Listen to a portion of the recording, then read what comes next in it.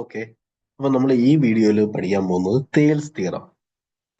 ഇത് ആക്ച്വലി നമ്മൾ കൊച്ചിലെ സ്കൂളിൽ പഠിക്കുന്ന ഒരു തിയറമാണ് തേൽസ് തിയറം. പക്ഷെ നമുക്ക് അതിന്റെ പേര് അറിയത്തില്ലായിരിക്കും, പക്ഷെ പറഞ്ഞാൽ നിങ്ങൾക്ക് മനസ്സിലാവും. ഓക്കെ.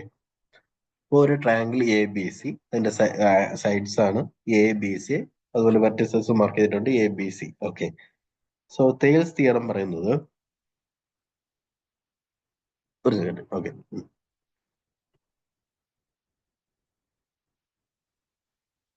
ഓക്കെ. സോ ഞാൻ ഈ ബി സിക്ക് പാരലൽ ആയിട്ട് ഒരു ലൈൻ വരയ്ക്കുകയാണ്. ബി സിക്ക് പാരലൽ ആയിട്ടൊരു ലൈനാണ് വരയ്ക്കുന്നത്. ബി സിക്ക് പാരലൽ ആയിട്ടൊരു ലൈൻ വരച്ചു, അതിന്റെ പേരാണ് ഡി ഇ. D E. അടുത്ത രണ്ട് ലെറ്റർ എഴുതി, ഡിയും ഇയും. ഓക്കെ. ഇതിന് പാരലൽ ആവുമ്പോൾ എന്തൊക്കെ സംഭവിക്കുമെന്ന് ചോദിക്കും. ആംഗിൾ ബിയും ആംഗിൾ ഡിയും ഈക്വൽ ആയിരിക്കും. കളർ ചേഞ്ച് ചെയ്യട്ടെ. ആംഗിൾ സിയും ആംഗിൾ ഇയും ഈക്വൽ ആയിരിക്കും. എ എന്ന് പറയുന്നത്, ഇപ്പൊ ഇവിടെ ആക്ച്വലി രണ്ട് ട്രയാങ്കിൾ ഫോം ചെയ്തു, അതാണ് ആദ്യം പറയേണ്ടത്. എ ബി സി എന്ന് പറഞ്ഞ ട്രയാങ്കിൾ ഓൾറെഡി ഉണ്ട്. ഡി ഇ എന്ന് പറയുന്ന ഒരു ലൈൻ വരച്ചപ്പോൾ എ ഡി ഇ എന്ന് പറയുന്ന ഒരു ട്രയാങ്കിളും ഫോം ചെയ്തു. എ രണ്ടിനും കോമൺ ആണ്. ഡി ഇ ബി സിക്ക് പാരലൽ ആണെന്ന് ഞാൻ പറഞ്ഞു. അത് പാരലൽ ആയത് കാരണം ആംഗിൾ ഡിയും ആംഗിൾ ബിയും ഈക്വലായി, ആംഗിൾ ഇയും ആംഗിൾ സിയും ഈക്വലായി. സോ ഇവിടെ നമുക്കൊരു ഈ രണ്ട് ട്രയാങ്കിൾ സിമിലർ ആണ് നമുക്ക് പറയാം. ഏതൊക്കെ ട്രയാങ്കിളാ? എ ഡി ഇയും ട്രയാങ്കിൾ എ ഡി ഇയും A D E, angle A D ഇയും അതുപോലെ തന്നെ ട്രയാങ്കിൾ എ ഡി ഇയും ട്രയാങ്കിൾ എ ബി സിയും. ഓക്കെ. ട്രയാങ്കിൾ എ ബി സിയും എന്താണ്? സിമിലർ ആണ്. ഓക്കെ. ഇനി തെയിൽസ് തിയറം എന്താണ് പറയുന്നതെന്ന് ചോദിച്ചാല്, തെയിൽസ് തിയറം പറയുന്നത്, കളറ്, ഓക്കെ, തെയിൽസ് തിയറം പറയുന്നത് A D is to A B. എങ്ങനെയാണ്? A D is to A B will be equal to, ഇപ്പുറത്തെ അതേപോലെ എന്താ, A E is to A C which will be equal to, പിന്നെ എന്താ ഉള്ളത് മൂന്നാമത്? D ഇയും ബി സിയും അല്ലേ. So D E is to B C. Okay.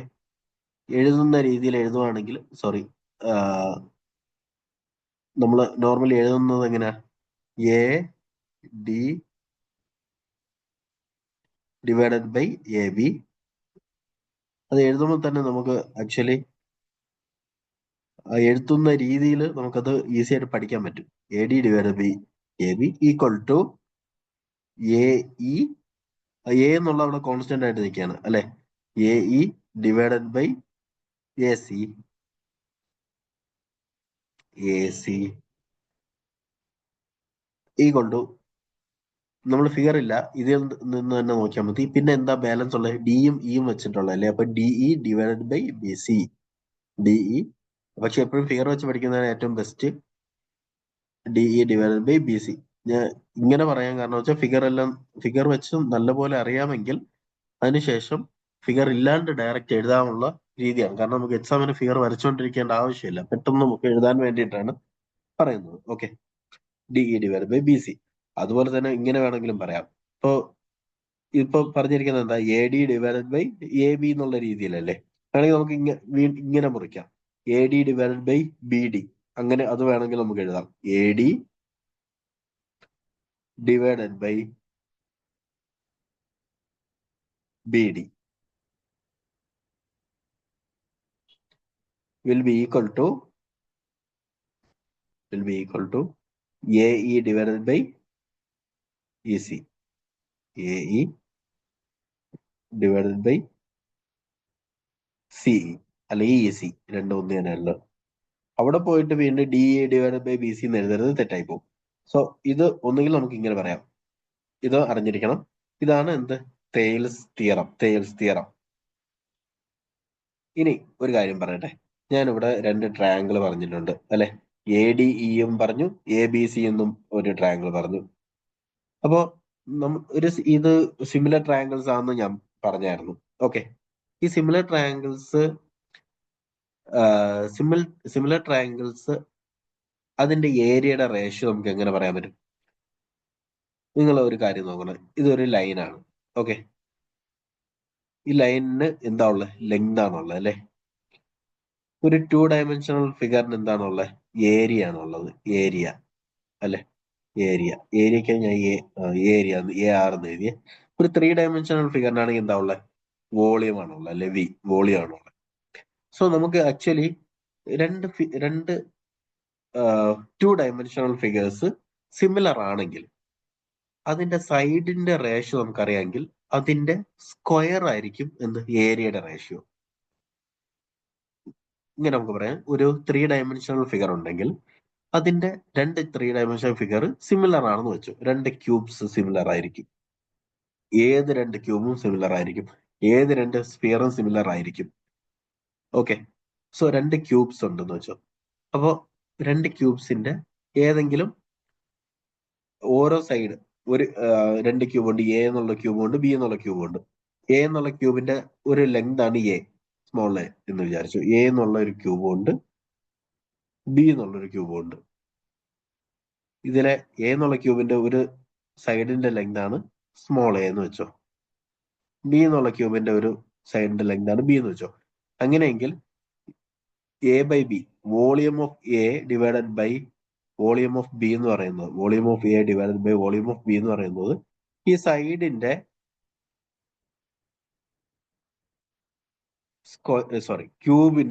ക്യൂബിന്റെ റേഷ്യോയ്ക്ക് equal ആയിരിക്കും. സൈഡിന്റെ ക്യൂബിന്റെ റേഷ്യോയ്ക്ക്.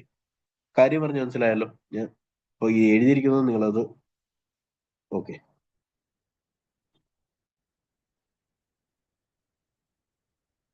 Will be equal to A cube divided by B cube. Volume of A divided by volume of B will be equal to A cube divided by B cube. ഇതേപോലെ തന്നെയാണ് രണ്ട് triangle എന്ന് പറയുന്നത് 2 dimensional figure. ഈ രണ്ട് square, രണ്ട് rectangle അത് similar ആണെങ്കിൽ, രണ്ട് സർക്കിൾ അത് സിമിലർ ആണെങ്കിൽ അതിന്റെ സൈഡ്സിന്റെ റേഷ്യോന്റെ സ്ക്വയറിന് ഈക്വൽ ആയിരിക്കും. ഇത് ക്യൂബാണ്, A cube divide by B cube, volume ആയതുകൊണ്ട്. ഇവിടെ നമ്മൾ ഏരിയ ആണ് പറയുന്നത്, സോ സ്ക്വയർ നോക്കിയാൽ മതി. അപ്പോ triangle A D E divide by A B C. ഇപ്പൊ ട്രയാങ്കിൾ എ ഡി ഇയിലെ ഒരു റേഷ്യോ നോക്കൂ, ഒന്നിൽ A D by A B അല്ലെ, A D by A B അതിന്റെ സ്ക്വയറിന് ഈക്വൽ ആയിരിക്കും A D divide by A B.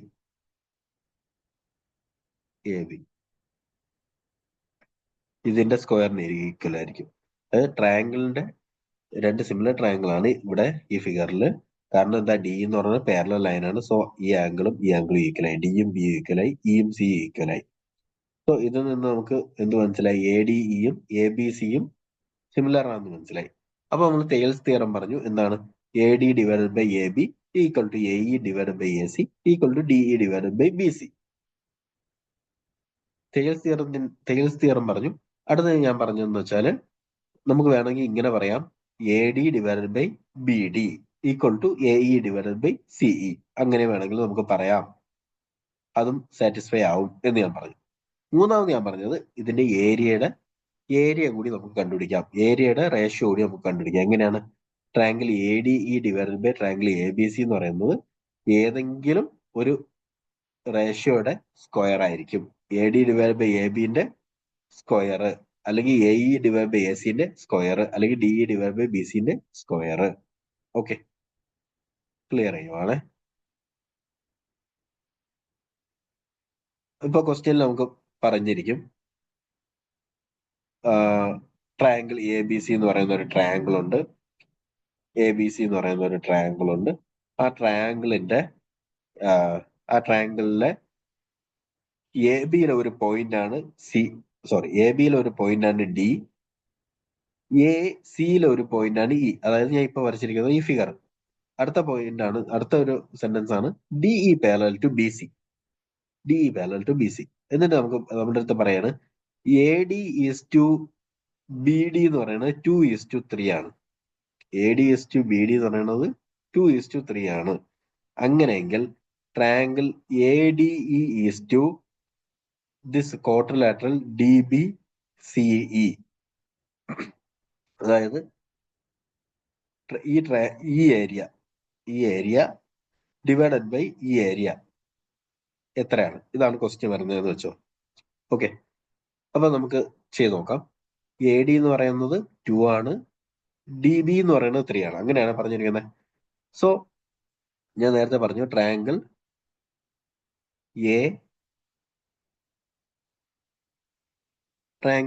A D E is to triangle A B C എന്ന് പറയുന്നത് എന്തിന്റെ സ്ക്വയറിന് ഈക്വൽ ആയിരിക്കും?